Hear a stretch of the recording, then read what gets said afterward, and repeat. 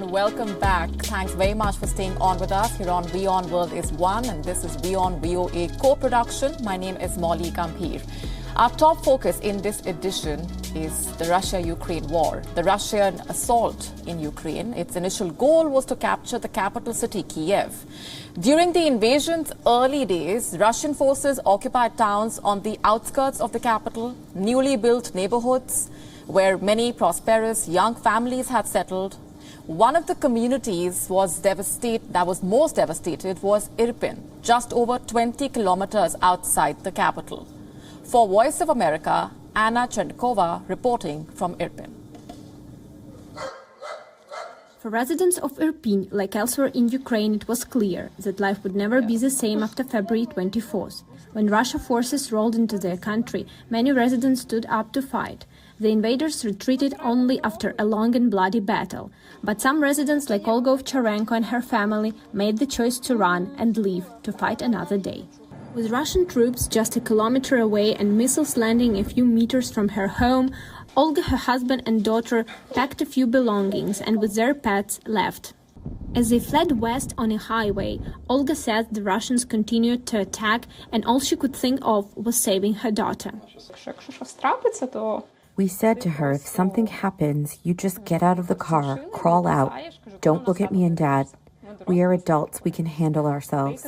You also don't look at the animals, we can handle them too. You climb out of the car, look for people in Ukrainian uniforms or people with children to help you. On that day, they were sure that it would be a one-way trip.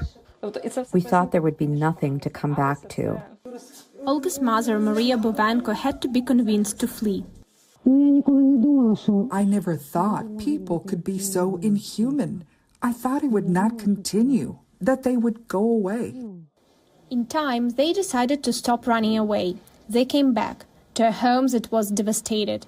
The Russian assault spared nothing. The neighborhood in Bucha was the scene of a massacre, so far one of the conflict's worst atrocities. This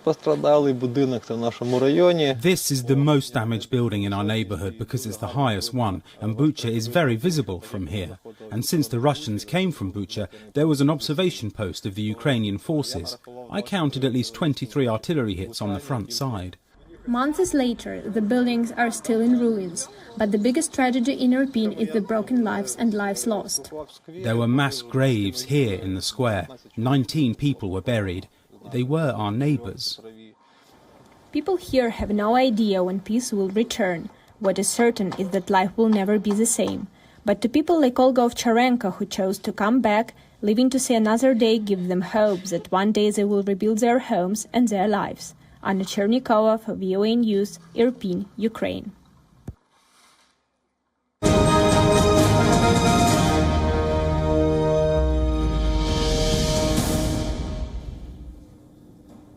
And with me on the broadcast is Jessica Stone.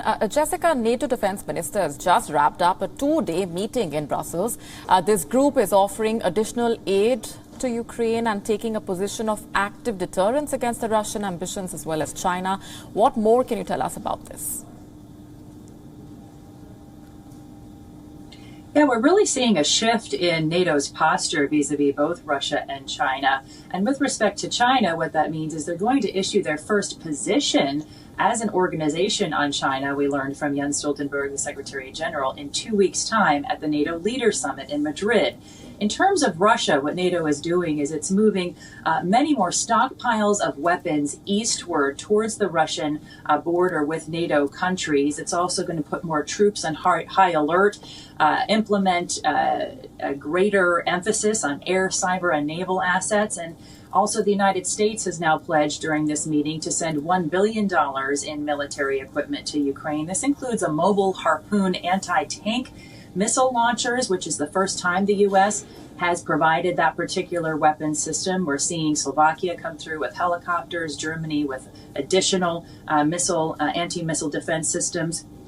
And Secretary Stoltenberg has said that this is, quote, not a provocation, but rather a support for an independent state.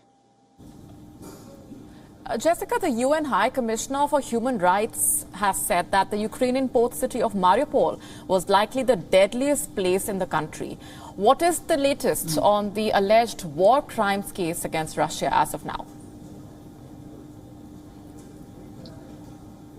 Well, right now we know that the Ukrainian police have opened cases of war crimes for 12,000 civilians killed in this war so far. And, you know, you saw that piece from Irpin. That is where the leaders of France, Germany, and Italy just visited. During that visit, we heard French President Emmanuel Macron declare what he saw in Irpin to be war crimes.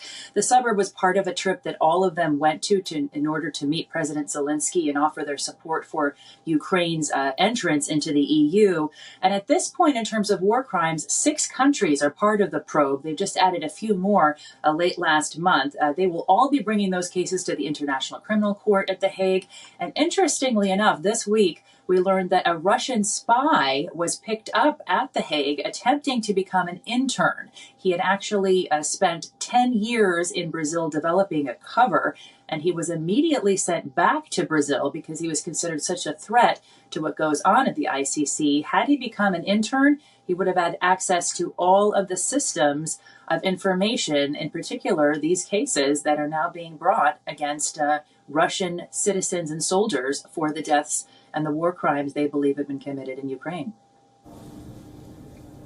Jessica, stay on with me. Now, on the 3rd day of the congressional hearings on the January 6, 2021 attacks on the U.S. Capitol, the U.S. lawmakers alleged former President Donald Trump waged a multi-week pressure campaign on his Vice President, Mike Pence, to illegally overturn the results of the 2020 election. The WION congressional correspondent, Catherine Gibson, getting us more. New details showing the danger to Vice President Mike Pence's life on January 6, 2021. Rioters just 40 feet away from Pence after he refused former President Donald Trump's baseless demand to overturn the 2020 election results. If Mike Pence does the right thing, we win the election. Pence's advisors described how Trump pushed conservative attorney John Eastman's false theory that a U.S. president can reject or delay election results. It made no sense to me that in all the protections that were built into the Constitution for a president to get elected and steps that had to be taken, that the power to choose the next president would be sitting with the vice president. Pence's advisors told the vice president he did not have that power and warned of the consequences. That declaration of Donald Trump as the next president would have plunged America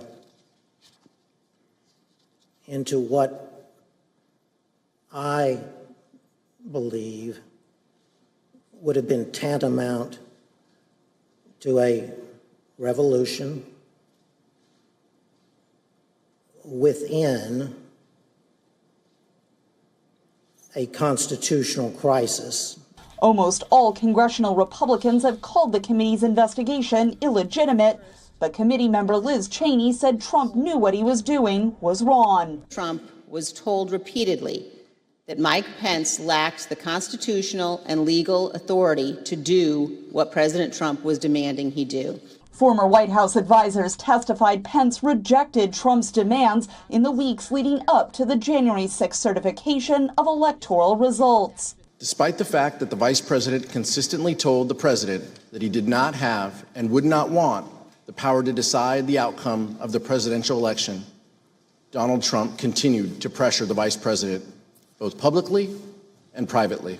Pressure that culminated in Trump's tweet on the afternoon of January 6, criticizing Pence, a move investigators say inflamed the president's supporters, encouraging them to storm the U.S. Capitol.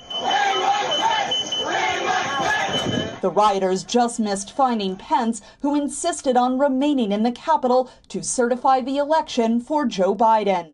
The vice president did not want to take any chance that the world would see the vice president of the United States fleeing the United States Capitol. He was determined that we would complete the work that we had set out to do that day. The U.S. came very close to a coup, investigators said, and one of Pence's advisors had a warning about Trump and his supporters. They would attempt to overturn that 2024 election in the same way that they attempted to overturn the 2020 election, but succeed in 2024 where they failed in 2020.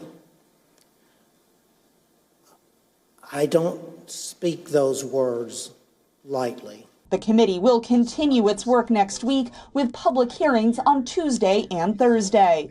Catherine Gibson, VOA News, Washington.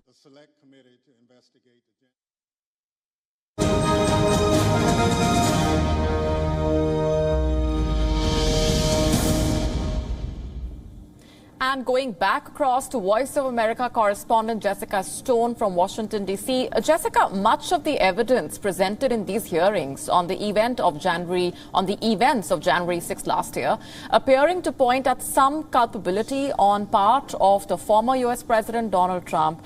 Will he face any criminal responsibility is the bigger question.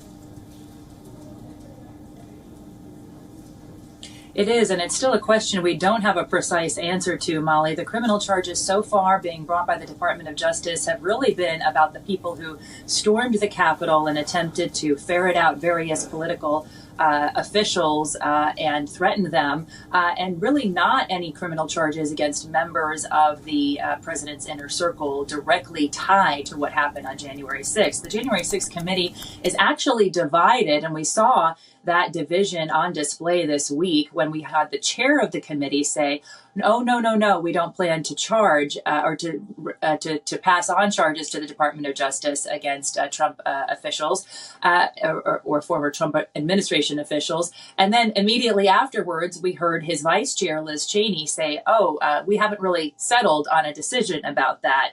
The mixed messages are really a reflection of something that is really unusual for this committee. They've essentially been speaking with one voice most of the time so far. Even the Republicans that are on the committee aligned with the Democrats. And yet this was a break in that. Some members of the committee have actually said that the purpose of the committee is not a criminal probe.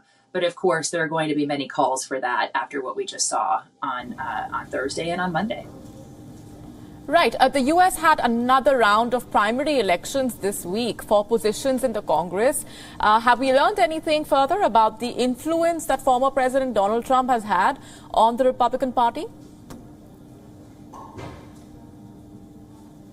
This is a real question that's going on in American politics, of course, because that question raised at the end of the piece from Catherine Gibson is, will the same people who tried to overturn the 2020 election attempt to do so again in 2024? And we're seeing the former president support candidates who would be in a position to do that. We had 4 primary elections this week in Nevada, South Carolina, Maine, and North Dakota. We had a mixed bag of results in terms of President Trump's influence on the party. In South Carolina, we did see someone who supported the impeachment against the former president while he was still in the White House lose his election in South Carolina. But then at the same time, we saw somebody who had vocally criticized the president win re-election in her primary or win renomination. And then in Nevada, and we did see a supporter of President Donald Trump who campaigned actively on the idea that the election was stolen fraudulently, be elected to a position in which he would have influence over that state's elections results. In fact, I believe there are a total of 5 what we call a Secretary of State candidates that have the support of President Trump or former President Trump that in fact are now in a position to have influence over the election. So this is something we're watching closely because, of course, the peaceful transition of power in this country is what Americans consider to be the hallmark of their democracy, and it is at stake in 2024. Jessica, thanks very much for joining us on the broadcast and sharing those perspectives and updates.